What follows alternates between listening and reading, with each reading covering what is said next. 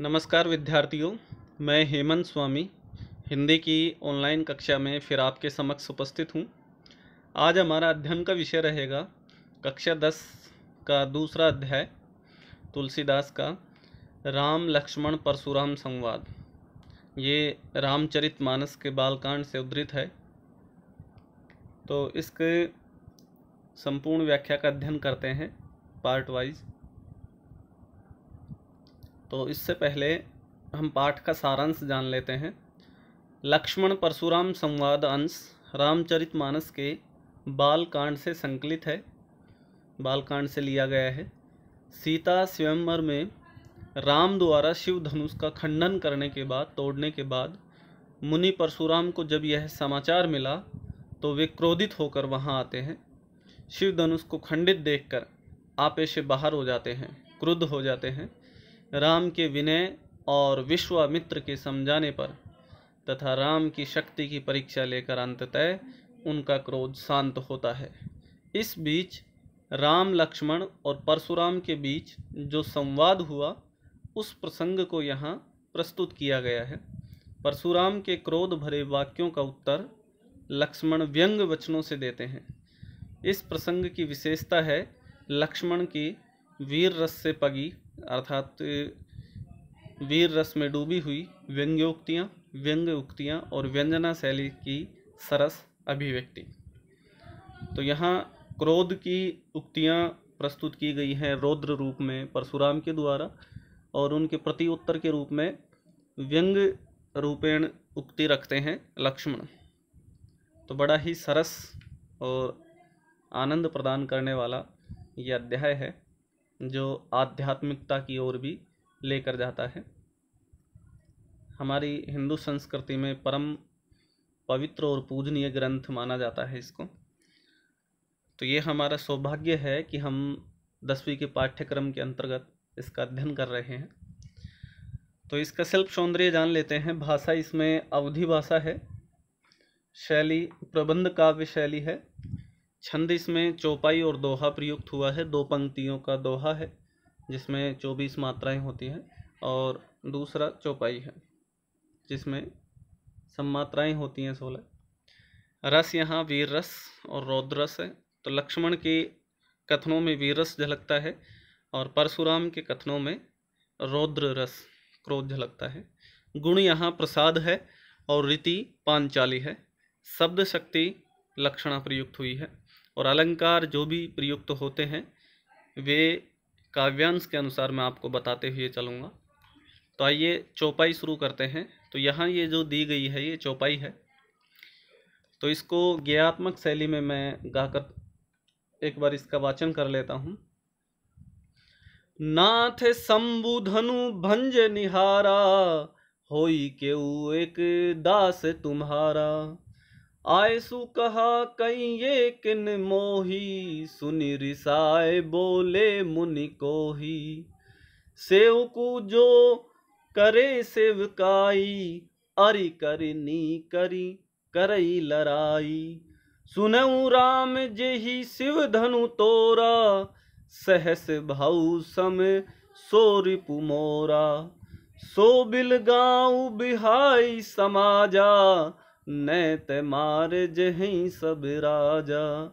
सुनि मुनि बचन लखन मुस्काने, बोले परसु धरई अवमाने। वह धनुई तोरी लड़काई, कभऊ न असिरिस कीनि गोसाई। यही धनु पर ममता के ही हेतु, सुनि रिसाई कहे भृगुकुल केतु। तो यहाँ श्री राम के कथन के बारे में कहा गया है कि श्री राम परशुराम के क्रोध को शांत करने के लिए विनम्र वाणी में निवेदन करते हैं, किंतु परशुराम जी क्रोध से भड़क उठते हैं, कठोर वचन कहते हैं, जिससे क्या है कि लक्ष्मण का और परशुराम के मध्य विवाद हो जाता है संवाद में। तो नाथ अर्थात स्वामी प्रभु, शंभु धनु, शंभु शिव, धनु धनुष, शिव धनुष, भंज निहारा। तो भंजन का अर्थ होता है तोड़ना और निहारा वाला, कि भंज निहारा तोड़ने वाला, कि हे प्रभु शिव धनुष को तोड़ने वाला होई होगा केऊ कोई एक दास तुम्हारा, कि इस शिव धनुष को तोड़ने वाला तुम्हारा ही कोई एक दास होगा, भक्त होगा। तो यहाँ श्री राम परशुराम से अपनी विनम्र वाणी में कहते हैं उनके क्रोध को शांत करने के लिए कि हे प्रभु, हे नाथ, हे स्वामी, इस शिव धनुष को भंजन करने वाला, इस शिव धनुष को तोड़ने वाला तुम्हारा ही कोई एक भक्त होगा, दास होगा। आयसु कहा कहिए किन मोई। आयसु मतलब आज्ञा, कहा क्या अर्थात क्या है, किन मोही मेरे लिए, कि कहिए मेरे लिए क्या आदेश है, क्या आज्ञा है, मुझे बताइए। सुनी रिसाई बोले मुनि को ही। सुनी सुनकर, रिसाई का अर्थ होता है क्रुद्ध, क्रोधित, बोले मुनि परशुराम के लिए को ही क्रोध से। तो श्री राम के वचनों को सुनकर परशुराम क्रोध से क्रुद्ध होकर, क्रोधित होकर बोले, सेवकू सो जो करे सेवकाई, कि सेवकू सेवक सो वही है जो करे सेवकाई, जो सेवा करता है, कि सेवक वह है जो सेवा करता है। अरि करनी करी करिए लड़ाई। अरि का अर्थ होता है शत्रु, करनी कार्य, करी करना, करिए लड़ाई, लड़ाई करता है, कि शत्रुता का कार्य करके जो लड़ाई करता है वह सेवक नहीं होता। तो सेवक कौन है? सेवकु सो जो करे सेवकाई, कि सेवक वह है जो सेवा करता है, जबकि शत्रुता का कार्य करके, अरि करनी करके जो लड़ाई करता है वह सेवक नहीं होता। सुनेऊ राम जेहि शिव धनु तोरा, कि हे राम सुनो, जेहि जिसने शिव धनु तोरा, शिव धनुष तोड़ा है, सहस भाऊ सम सो रिपु मोरा। सहस बाहु, सहस्र बाहु है, सहस्र का अर्थ होता है हजार और बाहु भुजाएं, हजार बाहु वाला, जिसका वास्तविक नाम है कार्तवीर्य। उसको सहस्र बाहु कहा जाता है क्योंकि उसके हजार भुजाएं थी, जिस हजार भुजाओं को परशुराम ने काट दिया था, उसका वध कर दिया था। तो संसार में परशुराम का सबसे बड़ा शत्रु सहस्त्रबाहु माना जाता है। इसलिए कहा गया है कि सुनो राम, जिसने भी यह शिव धनुष तोड़ा है वह सहस्त्रबाहु के समान मेरा रिपु अर्थात शत्रु है। तो इसमें उपमा अलंकार है सहस्त्रबाहु सम सो रिपु मेरा, कि वह सहस्त्रबाहु के समान मेरा शत्रु है। सो बिलगाऊ बिहाई समाजा, सो इसलिए बिलगाऊ अलग हो जाए, बिहाई पृथक, समाजा इस समाज से, इसलिए वह इस सभा से या समाज से अलग हो जाए, निकलकर बाहर आ जाए, बाहर आकर खड़ा हो जाए। नैते नहीं ते मारे जहीं सब राजा, अगर वो इस सभा से बाहर निकलकर नहीं आता है तो सभी राजा मारे जाएंगे। तो परशुराम कहते हैं कि वो इस सभा से पृथक होकर बाहर निकलकर खड़ा हो जाए, नहीं तो इस सभा में उपस्थित सभी राजा मारे जाएंगे। सुनी मुनि वचन लखन मुस्काने, लक्ष्मण मुनि परशुराम के वचन सुनकर मुस्कुराने लगे। बोले परशु धरई अवमाने, और परशुराम का अपमान करते हुए, अपमान धारण करते हुए बोले, बहु धनई तोरी लड़काई। बहु मतलब बहुत, धनुई धनुष, छोटे धनुष, तोरी तोड़ना, लड़काई बचपन में, कि हमने बचपन में बहुत धनुष तोड़े हैं। कभऊ ने असी रिस कीनी गोसाई, कि हे गोसाई गोस्वामी, तब तो तुमने कभी, कभऊ ने कभी नहीं, असी ऐसी, रिस क्रोध कीनी किया, कि बचपन में हमने ऐसे बहुत धनुष तोड़े हैं, किंतु जब तो तुमने कभी ऐसा क्रोध नहीं किया। एही धनु पर ममता के ही हेतु, एही इसी धनु पर, धनुष पर ममता प्रेम के ही हेतु, किस कारण, कि इसी धनुष पर तुम इतना प्रेम क्यों दिखा रहे हो, किस कारण ममता दिखा रहे हो। सुनी रिसाई कहे भृगुकुल केतु, कि लक्ष्मण के इन वचनों को सुनकर भृगुकुल के ध्वज केतु परशुराम क्रोध से, क्रोध पूर्वक कहते हैं, रे नृप बालक काल बस बोलत तो ही न संभार, धनऊ सम त्रिपुराधनी विदित सकल संसार। कि हे राजकुमार, नृप बालक, नृप राजा और बालक उसका पुत्र, कि हे राजकुमार काल बस, काल के वशीभूत होकर बोल रहे हो, तोरी ने संभाल, तुम अपनी वाणी नहीं संभाल पा रहे हो कि क्या बोल रहे हो, अर्थात तुम्हें पता नहीं है कि तुम क्या बोल रहे हो काल के वशीभूत होकर। कि हे राजकुमार काल के वशीभूत होकर तुम क्या बोल रहे हो, यह तुम्हें पता नहीं है। कि काल के वशीभूत होकर ही तुम बोलते समय क्या कह रहे हो, ये तुम्हें ध्यान नहीं पड़ रहा है। धनु सम त्रिपुरारी धनु विदित सकल संसार, कि ये जो त्रिपुरारी धनु है, अर्थात तीनों लोकों के राजा शिव के लिए कहा है, ये धनु सामान्य धनुष के समान नहीं है। धनु सम त्रिपुरारी धनु, कि यह शिव का धनुष है, ये धनुई अर्थात सामान्य धनुष के समान नहीं है। विदित सकल संसार, ये समस्त संसार में प्रसिद्ध है, कि सारे संसार में प्रसिद्ध है कि शिव का धनुष सामान्य धनुष के समान नहीं है। तो यह दोहा था, दोहे का अध्ययन कर चुके हैं। अब अगली पंक्ति देखते हैं, चौपाई। लखन कहाँ हंसी हमरे जाना, सुनऊ देव सब धनुष समाना, का क्षति लाबु जून धनु तोरे, देख राम नयन के भोरे, छुअत टूट रघुपति ने दोसु, मुनि बिनु काज करई कत रोसु, बोले चितई परसु की ओरा, से रे सठ सुनई सुभाऊ न मोरा, बालकु बोली बंधोई नहीं तोही, केवल मुनि जड़ जान ही मोही, बाल ब्रह्मचारी अति कोही, भीष्म विदित क्षत्रिय कुल द्रोही, भुजबल भूमि भूप बिनु कीनी, विपुल बार मही देवन धीनी, सहस भाऊ भुज छेद निहारा, परसु बिलोकु महीप कुमारा।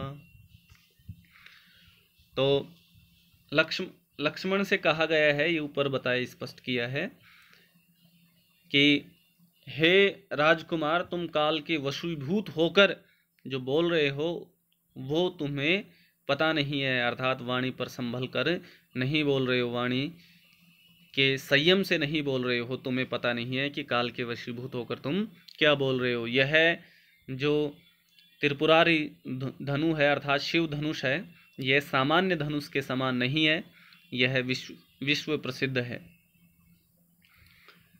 आगे का है, लखन कहा हंसी हमरे जाना, लखन ने मुस्कुरा कर, हंसकर प्रत्युत्तर दिया, कहा हमरे जाना, हमारे अनुसार या हमारी जानकारी के अनुसार, सुनहु देव सब धनुष समाना।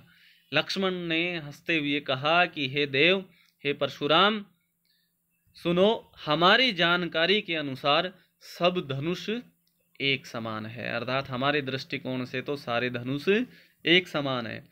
का क्षति लाभू जून धनु तोरे, का क्षति, का क्या, क्षति क्षति या हानि, लाभु लाभ, जून का अर्थ होता है पुराना, जीर्ण शीर्ण, धनु धनुष, तोरे तोड़ने पर, कि इस पुराने जीर्ण शीर्ण धनुष को तोड़ने पर क्या क्षति और लाभ है, अर्थात कोई लाभ या हानि नहीं है। इस पुराने जीर्ण शीर्ण धनुष को तोड़ने पर कोई लाभ हानि नहीं हुई है। देखा राम नयन के भोरे, देखा मतलब देखना, राम नयन, नयन का यहाँ नेत्र नहीं है, नयन का यहाँ अर्थ है नया, के भोरे भरोसे, कि श्री राम ने तो इसे नए के भरोसे देखा था, अर्थात नए के भरोसे ही बलपूर्वक इसको उठाया था। छुअत टूट रघुपति उन देसु, कि श्री राम ने इसे नए के भरोसे उठाया था और ये छूते ही टूट गया रघुपति ने दोषु। इसमें श्री राम को, रघुपति को दोष मत दो। मुनि बिनु काज करई कत रोसु, तो काज करई कत में वृत्यानुप्रास अलंकार है, और बिनु यहाँ आया है, तो जहाँ भी बिनु या बिना शब्द आता है वहाँ विनोक्ति अलंकार होता है। कि हे मुनि, बिनु काज, बिना कारण ही, करिए कत रोसु, कत मतलब क्यों, रोसु क्रोध, कि तुम बिना कारण ही क्यों क्रोध कर रहे हो। कि श्री राम ने तो इसे नए के भरोसे उठाया था और ये छूते ही टूट गया, इसमें श्री राम का कोई दोष नहीं है। हे मुनि, तुम बिना कारण ही क्यों क्रोध कर रहे हो। बोले चितई परशु की ओरा, परशुराम अपने परशु अर्थात धनुष, सॉरी फरसे की ओर देखकर बोले, रे सठ सुनई स्वभाव ने मोरा, कि हे मूर्ख, तूने मेरे स्वभाव के बारे में अभी नहीं सुना है। बालकू बोली बधो नहीं तो ही, बालकू बोली अर्थात बालक समझकर, बंधो वध करना, नहीं तो ही तुम्हारा। परशुराम कहते हैं कि मैं बालक समझकर तुम्हारा वध नहीं कर रहा हूँ, केवल मुनि जड़ जान ही मोही, कि मुनि जड़ मात्र, अर्थात केवल मुझे मुनि मात्र मत समझो, कि मैं केवल मुनि नहीं हूँ। बाल ब्रह्मचारी अति को ही, कि मैं बाल ब्रह्मचारी और अत्यंत क्रोधी हूँ। विश्व विदित क्षत्रिय कुल द्रोही, विश्व विदित अर्थात विश्व प्रसिद्ध क्षत्रिय कुल का नाश करने वाला, विनाशक, कि मैं बाल ब्रह्मचारी, अत्यंत क्रोधी और क्षत्रिय कुल का विनाशक हूँ, नाश करने वाला हूँ। भुज बल भूमि भूप बिनु कीनी, कि मैंने अपने भुजाओं के बल से, भुजाओं की शक्ति से भूमि इस धरती को भूप बिनु कीनी, राजाओं विहीन किया है। तो बिनु शब्द दोबारा आने से यहाँ विनोक्ति अलंकार का प्रयोग हुआ है, कि भुज बल भूमि भूप, तो यहाँ 3 बार भय की आवृत्ति होने से वृत्यानुप्रास अलंकार है। भुज बल अपनी भुजाओं की शक्ति से भूमि धरती को, भूप राजा, बिनु कीनी राजाओं विहीन किया है, कि मैंने अपनी भुजाओं के शक्ति से अनेक बार इस धरती को, भूमि को राजाओं विहीन किया है। विपुल बार मही देवन दीनी, और अनेक बार मही धरती, देव तो धरती के देव ब्राह्मणों को कहा गया है, मही देवन ब्राह्मणों को दीनी, कि अनेक बार इस धरती का दान मैंने ब्राह्मणों को किया है। सहस भाऊ भुज छेद निहारा, कि मेरा ये जो फरसा है ये सहस्त्र भाऊ की भुजाओं को काटने वाला है।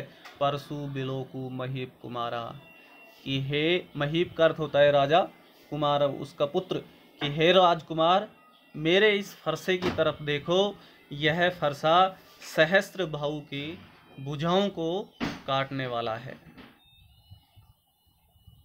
अब दोहा देखते हैं इसका। मातु पिता ही जनी सोच बस, करसी महिष किशोर, गर्भन के अर्भक दलन, परशु मोर अति घोर।